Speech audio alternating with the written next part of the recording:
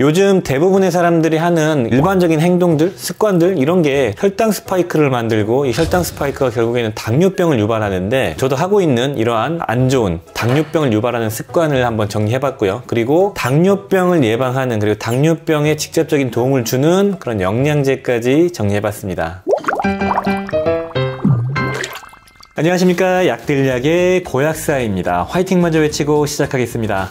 화이팅! 자, 오늘 영상은 당뇨병을 유발하는 습관들, 안 좋은 행동들을 한번 정리해보고, 우리 가독자님들이 보고 싶은 당뇨병을 예방하거나 직접적으로 당 수치를 조절하는 보충제를 퀵하게 총정리를 한번 해봤습니다. 당뇨병을 유발하는 그 혈당 스파이크라는 게 뭐냐면은, 갑자기 코티졸 같은 호르몬이 나와서 확 혈당이 올라갔다가, 또 인슐린이 나와서 확 떨어졌다가, 또 반동돼서 또 혈당이 확 올라갔다가, 이 혈당이 갑자기 확 튀는 게 혈당 스파이크라고 하죠. 이 혈당 스파이크가 건강에 되게 안 좋은 이유는 뭐냐면, 당이 확 튀기 때문에 이 당을 잡기 위해서 우리 몸에 일정량의 인슐린이 나오고 있지만, 그 인슐린을 과하게 분비하게 만듭니다. 그래서 평소에 뭐 10이라는 인슐린이 나온다면은 혈당 스파이크가 생기면은 50까지 쫙 올라가기 때문에, 인슐린은 우리 몸에 총량이 정해져 있다고 하죠. 인슐린에 나올 수 있는 그 베타세포가 우리가 나이가 들면서 노화로 인해서 점점 줄기 때문에 인슐린 총량은 정해져 있고, 어렸을 때 많이 사용하면 나중에 당뇨병이 온다라는 이론도 있기 때문에, 일정량의 당을 처리할 때 그 총 당량은 똑같더라도 혈당 스파이크가 인슐린 분비를 더 많이 높이기 때문에 인슐린을 소모시키고, 인슐린이 너무 많이 나오기 때문에 세포가 둔감해지는 인슐린 저항성이 생길 수가 있죠. 그래서 인슐린 저항성이 생기면 당뇨병이 생기는 걸 떠나서 체내 염증 활성도가 높아지고, 염증 활성도가 높아지면은 면역계 이상과 더 나아가서 암의 원인이 된다고 말씀드렸습니다. 두 번째는 혈당 스파이크가 이루어지면서 또 당이 확 떨어져야겠죠. 인슐린이 갑자기 많이 나오면 순간적으로 저혈당이 또 유발되기도 합니다. 그래서 이런 저혈당이 생기면 또 코티졸이 많이 나온다고 했죠. 이 코티졸이라는 이 호르몬은 스트레스를 이겨내는 이런 호르몬이지만, 장기적으로는 반복적으로 나왔을 때 교감신경을 활성화시키면서 당 분비를 촉진시키고 막 위기상황에 대응하는 호르몬이 코티졸 호르몬인데, 이게 결국에는 혈압도 높이고요, 혈당도 유지 잘 못하게 하고, 말씀드린 것처럼, 그리고 내장 지방의 원인도 되고 신경계에도 영향을 줍니다. 세 번째로 혈당 스파이크가 안 좋은 거는 미토콘드리아에서 과한 당 소모를 촉진시키겠죠. 그러면은 활성산소가 마구마구 나옵니다. 그래서 우리 몸에 전반적인 산화 스트레스 정도가 높아지는, 노화가 촉진되는 막 여러 가지 부작용이 생길 수 있는 거고, 그리고 네 번째는 혈당 스파이크가 생기면은 혈당 조절이 잘 안 되기 때문에 당독소 같은 게 또 생기고 혈관에 여러 가지 영향을 줄 수가 있겠다, 이렇게 말씀드리겠네요. 그래서 당뇨병을 유발하는 안 좋은 이 습관들, 제가 당뇨병 되게 무서워하기 때문에 정리를 해봤는데, 최신 자료와 과거 자료를 섞어서 한번 말씀을 드릴게요. 당뇨병을 유발하는 최악의 습관, 안 좋은 습관들, 첫 번째는 바로 체내 만성염증을 유발하는 행동들이나 습관들인데요. 인슐린 저항성과 만성염증과의 상관관계가 있다고 계속 말씀드렸죠. TNF-알파 같은 염증 전사인자가 활성화가 되면 인슐린 신호를 교란시키기도 하고요. 그리고 염증 자체가 대사증후군을 유발하기 때문에 당뇨병, 고혈압, 고지혈증의 원인이 되기도 합니다. 이런 만성염증을 유발하는 이런 행동 습관들은 첫 번째는 바로 스트레스를 지속적으로 받는 그런 상황입니다. 스트레스 케어를 못하면은 우리 몸에서 위기 상황이라고 인식하고 부신해서 코티졸이라는 호르몬이 나오는데, 그 호르몬이 나오면 우리 몸에서 당 분비, 그러니까 간에 저장한 당이 빠르게 혈중으로 나오면서 에너지도를 높이기 위해서 당의 분해가 촉진되면서 혈중 당 수치가 높아지고, 또 그걸 조절하기 위해서 인슐린이 확 분비되고 악순환이 반복되는 겁니다. 그래서 스트레스를 잘 조절하시는 게 중요하다, 이렇게 말씀드리고 싶고, 두 번째로 염증 활성도를 높이는 거는 과체중, 뱃살이 많을 때입니다. 그래서 지방세포에서 뱃살이 많으면 염증 신호물질을 분비하고 체내 유리지방산이 수치가 높아지면서 이런 것들이 인슐린 분비 촉진, 그리고 과잉 인슐린으로 인한 인슐린 저항성을 유발하면서 염증도 유발하고, 아무튼 이런 과체중과 뱃살이 안 좋은 시그널이다, 당뇨병을 유발하는 몸 상태다, 이렇게 보시면 좋겠습니다. 세 번째로는 일회용품을 많이 사용했을 때 염증 수치가 높아집니다. 그래서 환경호르몬이나 중금속 이런 데 노출되는 그런 패턴들도 좀 교정하셔야 되고요. 너무 당연한 건데, 네 번째, 정제당을 많이 섭취했을 때, 정제탄수화물 같은 거, 그리고 나쁜 기름, 오메가6 같은 것들을 많이 섭취할 때 문제가 됩니다. 패스트푸드, 감자튀김, 피자, 그다음에 과자, 빵 이런 것들, 간식인데 탄수화물 덩 덩어리인 것들, 이런 것들을 많이 먹었을 때는 당연히 혈당도 높아지는데 염증 수치도 높아지기 때문에 조절하시는 게 중요합니다. 체내 염증도를 높이는 습관들을 4가지를 말씀드렸는데, 이 다음부터는 이제 일반적으로 혈중 당 수치를 높이고 혈당 스파이크를 유발해서 당뇨병을 유발하는 습관들을 말씀드리겠습니다. 자, 첫 번째, 밥을 빠르게 먹는 습관입니다. 이것도 말씀드린 적이 있는데, 우리가 일반적으로 밥을 먹을 때 배부르다는 신호가 위와 장이 자극되면서 GLP-1이라는 호르몬이 나오고, 그로 인해서 그 포만감 호르몬인 렙틴 호르몬이 나오면서 포만감을 유발하는데, 그 과정이 위장을 자극하고 단계이기 때문에 한 15분 정도가 걸려요. 렙틴이 나올 때까지 시간이 오래 걸리기 때문에 밥을 너무 빨리 먹으면은 내가 포만감을 느끼기도 전에 더 많은 양의 식사를 하게 됩니다. 그러면은 당연히 혈당이 올라가겠죠. 칼로리도 높아지고 살이 찌고 뭐 이것저것 안 좋은 게 있겠지만, 그래서 식사를 천천히 하는 습관을 길러주시는 게 좋습니다. 그래서 식사를 빨리 하시면 안 되고, 이상적인 식사 시간은 20분 이상이라고 하고, 그리고 이상적인 저작 활동도 20번 이상 씹어야 된다고 합니다. 그래야지 천천히 오랫동안 먹게 되고 흡수도 천천히 되겠죠. 그러면 혈당이 천천히 올라가게 됩니다. 그리고 이 밥 먹는 순서도 되게 중요하다고 하죠. 그래서 탄수화물부터 먹기보다는 식이섬유부터 먹고 단백질과 기름진 걸 먼저 드시는 게 좋은데, 식이섬유는 일단 그 자체가 금방 부풀고 당의 흡수를 차단하기 때문에 당 수치 높이는 걸 조절하고요. 그리고 단백질과 지방은 탄수화물보다 또 포만감을 더 빠르게 유발을 하기 때문에 충분량의 단백질과 식이섬유를 섭취하는 거. 그러니까 밥 먹을 때 의식적으로 야채부터 먹고 고기 먹고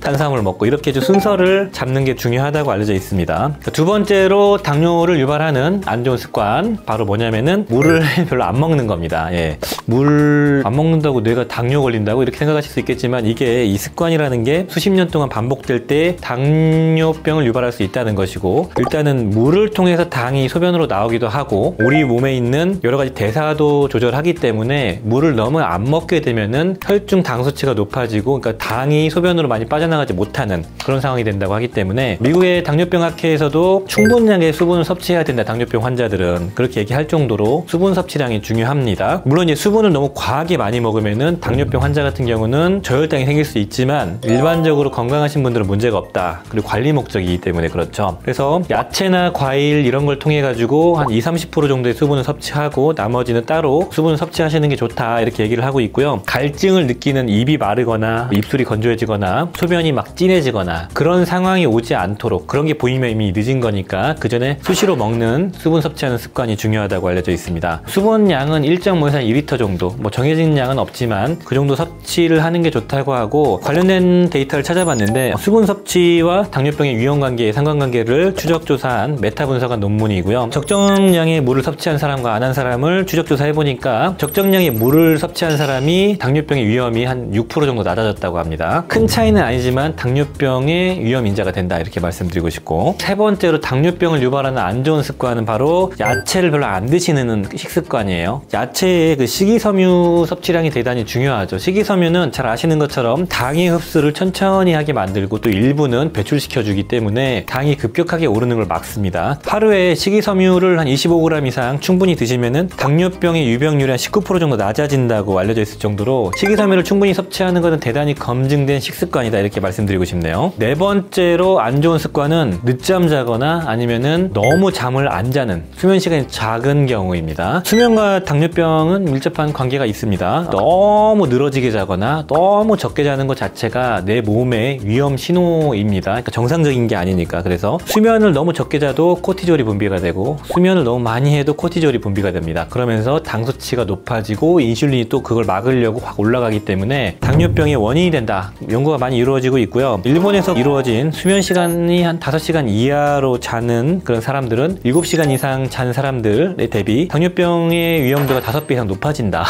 라는 자료가 있었고요. 그리고 잠을 10시간 이상 잔 사람은, 많이 잔 사람은 적정 시간이 한 7시간, 8시간 잔 사람 대비 당뇨병의 발병 위험이 한 42% 높아졌다라는 자료가 있을 정도로 적정히 자는 게 중요하고요. 또 다른 자료에는 잠은 충분하게 자는데 새벽 1시 이후에 자는 사람은 당뇨병의 발병 위험이 한 34% 높아졌다, 이런 자료가 있습니다. 그러니까 좀 일찍 자고 충분히 자고 늦잠 안 자는 그런 습관, 그러니까 양질의 수면 습관을 갖는 게 당뇨병을 예방하는데 되게 중요하다. 또 이와 더불어서 제가 또 같이 말씀드렸던 것 중에 하나가, 수면을 충분히 못했을 때 커피를 아침에 마시는 습관, 이것도 건강을 해칠 수 있다고 말씀드렸죠. 수면을 잘 못했는데 아침에 잠을 깨려고 모닝커피를 드실 때 모닝커피의 카페인과 잠을 못 자서 우리 몸에서 분비하는 코티졸이라는 호르몬이 시너지가 나서 당뇨병의 원인이 될 수 있다 이렇게 말씀을 드렸고, 잠을 못 주무신 상태에서 모닝커피를 드시면 혈당 수치가 한 20% 높아진다고 말씀을 드렸죠. 자, 그리고 여섯 번째, 주 1회 이상 운동을 안 하는 분들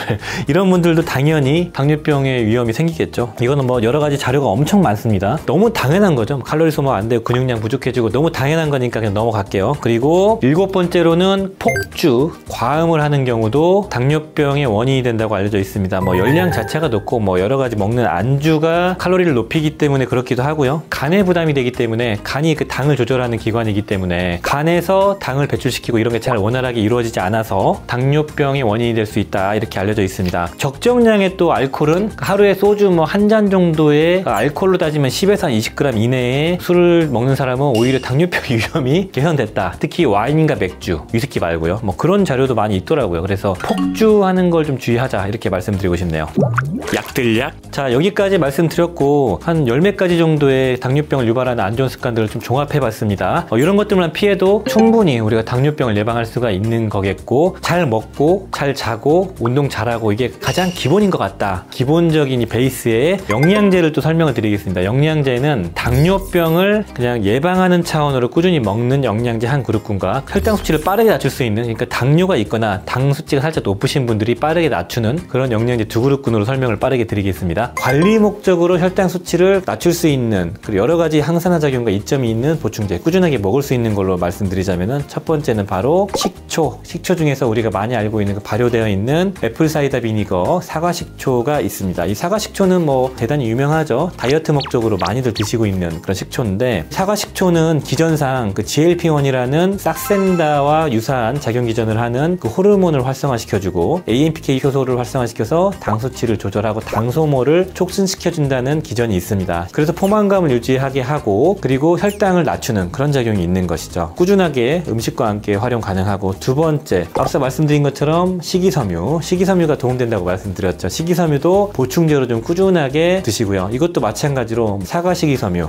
좀 센 거는 변비가 있으신 분은 차전자피 같은 거, 적정량의 식이섬유를 충분하게 섭취하는 그런 분들에게 도움이 되시고, 그때 말씀드렸던 가든 오브 라이프의 로우 오르가닉 파이버라는 게 있었죠. 곡류로 만든 식이섬유였고요. 그런 식이섬유들을 꾸준하게 섭취하면은 당 조절에 도움이 될 수 있고, 식이섬유는 당 조절뿐만 아니고 대장암도 예방하고요, 변비도 개선시키고 고지혈증이나 이런 성인병도 예방합니다. 세 번째로 활용할 수 있는 게 바로 알파리포산. 알파리포산은 꾸준히 먹기 좀 부담은 되는데 잘만 맞는다면은 항산화 작용으로 거의 끝판왕이기 때문에 지용성과 수용성을 넘나들면서 우리 조직 모든 곳에 작용을 할 수 있는 강력한 항산화 성분이죠. 그래서 당뇨병의 신경 손상을 예방하는 목적으로 병원에 처방이 나오기도 하지만, 그 외에 AMPK 효소에도 관여해서 당 조절에도 도움을 준다는 자료가 있습니다. 그래서 항산화 목적으로 꾸준하게 챙겨 먹는 목적으로 알파리포산을 활용하셔도 좋을 것 같다 이렇게 말씀드리고 싶고, 자, 그리고 두 번째 그룹군으로 직접적인 당 수치를 조절하는 보충제를 말씀드리겠습니다. 자, 첫 번째, 바나바입 추출물. 바나바입은 당 조절에 기능성이 있는 그 성분인데, GLUT4라는 세포 내에 당을 보내주는 수송체, 거기에 작용을 해서 당이 조금 더 세포 내로 빠르게 잘 작동되고 인슐린 저항성을 그래서 개선시켜준다 이렇게 말씀드렸고, 두 번째로는 시나몬. 시나몬은 되게 많이 검증된 이 폴리페놀 성분인데요, 인슐린 저항성을 개선시키고 건강을 지키는데 정말 많이 연구가 이루어졌고요. 작용 기전으로는 우리가 알파 글리코시다제라는 그 효소를 억제해서 당 흡수를 차단하고, 메칠 하이드록시 젤콘 폴리머라는 그 성분이 인슐린과 유사작용을 보여줘서 직접적인 당 수치를 낮춰주는 작용을 보여준다고 말씀드렸습니다. 세 번째로는 여주 추출물이 있습니다. 여주가 비터멜론이라고 하는 그 쓴 도깨비 방망이 같은 생긴 그런 식품인데, 중국이나 인도에서 민간요법으로 많이 활용했고, 우리나라에서도 식약처에서 건강기능식품으로 당 조절에 도움을 준다는 식약처 인증이 있는 그런 성분입니다. 여주 같은 경우도 직접적으로 인슐린과 비슷한 작용을 해서 혈당을 바로 낮추는 작용이 있는데, 바로 그 피인슐린이라고 불리워지는 식물성 인슐린 펩타이드가 들어가 있어가지고 직접적으로 당을 빠르게 낮춰주는 작용을 작용을 합니다. 마지막으로는 그 베르베린이라는 게 있는데, 그 베르베린도 이건 약간 직접적이라기보다는 보조로 활용하는 거에 가까운데, 베르베린은 오래 먹기에는 좀 부담이 돼서 첫 번째 그룹군에 넣지는 않았어요. 그래서 베르베린은 장내 유익균 증식, 그리고 췌장세포를 활성화시키고 AMPK 효소를 활성화시키는 식물성 항산화 성분으로서 우리 몸의 당을 조절하고, 그다음에 뭐 체지방도 분해하고, 그다음에 뭐 간에도 좋고 여러 가지 작용이 있는데, 아무튼 그래서 되게 많이 검증이 된 성분 중에 하나가 베르베린입니다. 이런 것들을 활용하시면 좋고, 자 그럼 어떤 걸 먹으라는 거냐라고 하시겠지만, 앞서 말씀드린 것처럼 꾸준하게 내가 당뇨는 없는데 당뇨가 걱정돼서 관리 목적으로 꾸준하게 섭취하겠다, 그런 분들은 애플사이더 비니거나 뭐 식이섬유나 알파리포산 같은 걸 꾸준하게 드시고, 혈당이 조금 높아질 것 같고 또는 건강검진을 했는데 조금 높다라고 해서 관리해라라고 얘기 들으신 분들, 그런 분들은 베르베린, 바나바인, 시나몬, 여주 추출물, 그리고 호로파도 예전에 말씀드린 적이 있는데 그런 걸 활용하시면 좋습니다. 그리고 이거와 별개로 오마비 같은 가장 기본적인 것도 좀 챙겨 드셔야 되고요. 자, 오늘 컨텐츠는 당뇨를 유발하는 일상적으로 하는 안 좋은 습관들을 정리해봤고, 이와 더불어서 당뇨병을 조절하는, 그리고 혈당 수치를 낮추는 보충제들도 한번 정리해봤습니다. 자, 오늘 영상이 도움이 되셨다면 좋아요, 구독 부탁드리겠습니다. 감사합니다. 빠이요.